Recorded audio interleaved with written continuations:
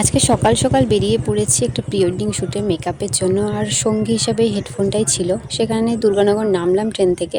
নামার পরে first look দিদির বাড়িতেই কমপ্লিট করে গাড়ি করে চলে যাব এখন সোজা রবীন্দ্র সরোবর। তার আগে দিদির বাড়ির ছাদ থেকে তুললাম এই ফুলগুলো, যে দিদির মাথায় দিতে হবে, তাই আমারই মাথার থেকে বুদ্ধিটা আসলো। তারপরে সোজা গাড়িতে উঠে ইকো পার্কে যাওয়ার উদ্দেশ্যে রওনা করলাম।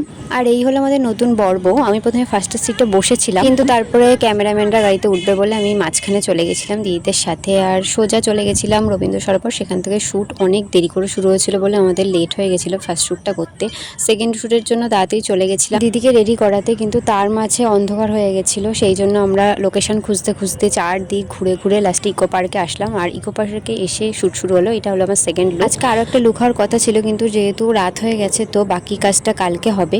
তো এইটুখানি। এরপর এখন আমি বাড়ি চলে যাব সোজা। আবার কালকে আমার কাজ আছে এখানেই। চলো কালকের ভিডিওটা আবার পোস্ট করছি। টাটা।